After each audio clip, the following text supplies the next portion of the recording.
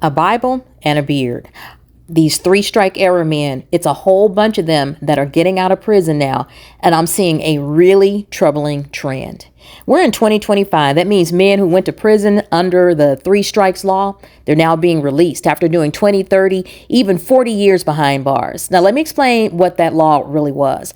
Back in the early 90s, when I was a crime reporter, I did stories because mass incarceration was hitting its peak. The three strikes law swept across the country like wildfire, especially in black communities. They called it tough on crime, but it was really just a pipeline to prison. It locked up a whole generation of black men, not for violent crimes, but for doing the same dumb shit over and over again. I'm talking about getting caught selling weed for the 28th time, writing hot checks after strike two, stealing from their grandmama's house. That third strike, it didn't matter what it was. That third strike meant that he was out of chances, and they gave them 25 to life for stuff that in some cases would have been probation if they had just stopped. Now, if they went in at, let's say 22, they're coming out now at 52. And it's not just a few black men, it's thousands of them. Now, here's where it gets dangerous. You got young women like Naya, that young sister who tried to help a homeless man, thinking these brothers are just misunderstood old uncles or harmless grandpas. No, ma'am. These men haven't had a wife. They haven't raised kids. They haven't held a job. They've had zero accountability, just cages, violence, and decades to sit around, observe, and plot against us. I know these men. Some of them were my classmates. Some of them are my cousins. Some were boys I grew up with. Some of them were guys that I dated when I was a teenager. They're out now. And here's what they do. Oh, they get out looking all smooth, bald-headed, clean skin, tight beard, body still strong from prison routines and free medical care.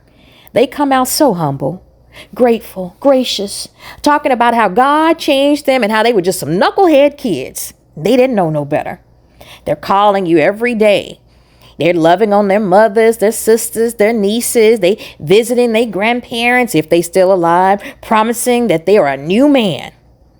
Then month 3 hits. That's when they start asking you for money. And if you say no, they flip, they get angry, they get aggressive, and that man of God mask comes off real fast. Remember Unc? The one who ended up stalking Naya because she wouldn't give him that near $500,000?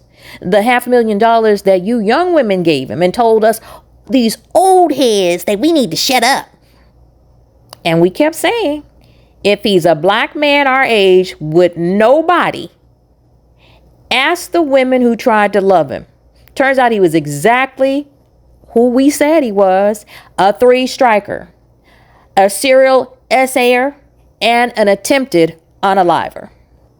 Baby, these are not your uncles. These are not your daddies. These are not your papas. These are predators. Men who've had 25 plus years to sit in a cell thinking about how they're going to manipulate and control women the moment they get the chance. And don't think the system is giving them grace. They're not. The life expectancy, the quality of life expectancy for a black man in America right now is around 53 years old.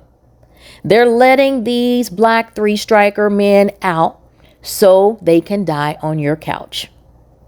And so they can have room to start locking up their grandsons and great-grandsons. Let that sink in. Some of these men got the mothers of their children hooked on crack. They abused, discarded, and forgot them. Now they're back out, looking for someone new to control. Younger women, don't be fooled by a beard and a Bible. Older women, don't be flattered by prison abs and poetry. They've been sheltered. They haven't been out here whoring or working. They got free dental, free meds. They've had time to rest, read, and rehearse. And some of y'all are thinking, well, maybe they've changed.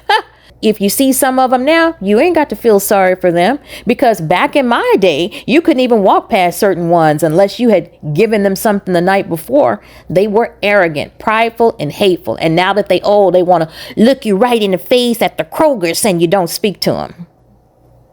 Those same men are the fathers and grandfathers of the young men out here taking the lives of 5 or more black women every single day, and 10 to 12 of their own, each other. Genocide. And when I say they were nasty, I mean they were manipulative, entitled, and dangerous back then. Now they're older, smarter, and better at pretending, and they appear to be less menacing. So when one of them shows up at your door calling you queen, saying that God sent him, run. This is your warning. Don't fall for it again.